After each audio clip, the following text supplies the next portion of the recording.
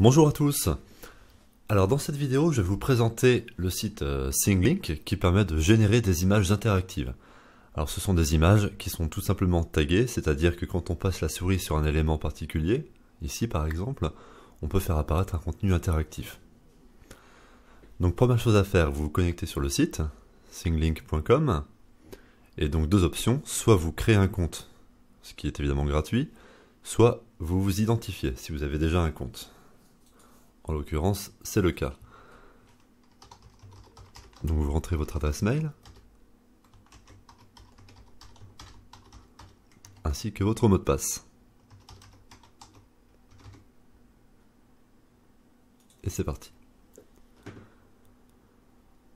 À partir de là, vous allez tout de suite pouvoir importer une photo à partir de votre disque dur en cliquant sur le bouton Create puis Parcourir. Donc je choisis ma photo qui se télécharge sur le serveur et que je vais retrouver sur l'écran suivant. Voilà. À partir de là, je peux tout de suite commencer à taguer ma photo en cliquant sur un élément particulier, par exemple Neil Armstrong, que je sélectionne. Je peux tout de suite mettre une description qui apparaîtra donc quand je passerai la souris au-dessus de la zone.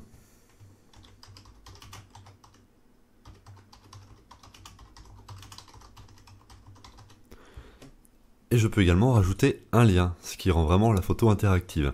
Alors en l'occurrence, j'ai préparé la page Wikipédia correspondant à Neil Armstrong. Je copie l'adresse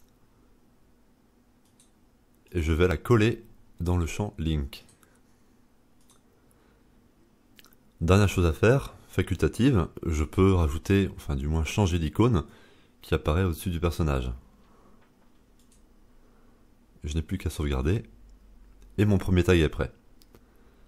Je continue avec le drapeau américain, voilà, que j'encadre. Et supposons que je veux faire un lien vers un site commercial, en l'occurrence Amazon, je vais pouvoir faire un lien pour acheter directement une copie du drapeau américain. Donc je copie l'adresse. Là encore, je la colle dans le champ Link. Je peux changer d'icône.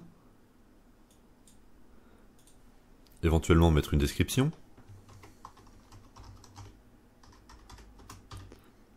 Et pour terminer, je valide. On continue sur la lancée en mettant par exemple une vidéo de l'alunissage, donc qui se trouve par exemple sur YouTube.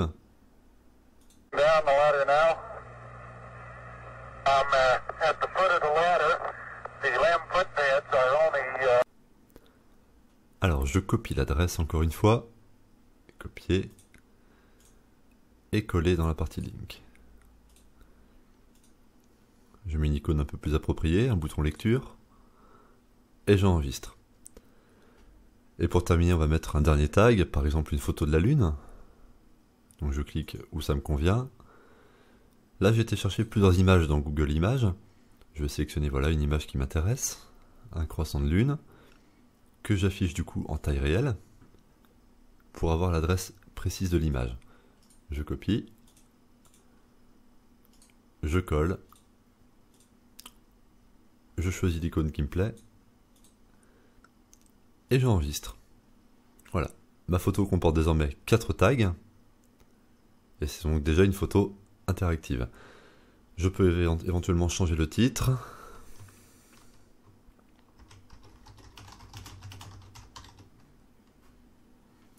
Et pour terminer, je sauvegarde. Donc ma photo est prête, je peux tout de suite la tester en passant la souris sur différents éléments, éventuellement lire la vidéo, ou cliquer sur des liens. Et pour terminer, nous allons pouvoir la partager grâce à ce bouton Share. Alors lorsque nous allons exporter cette image interactive sur le site Helico, lorsqu'on crée un article sur le site du collège donc, on va cocher la case pour un iframe. Et pour terminer, on copie le code. Et c'est ce code qui vient d'être mis en mémoire que je vais ensuite coller dans un article et qui me permettra donc de faire apparaître l'image là où on le souhaite.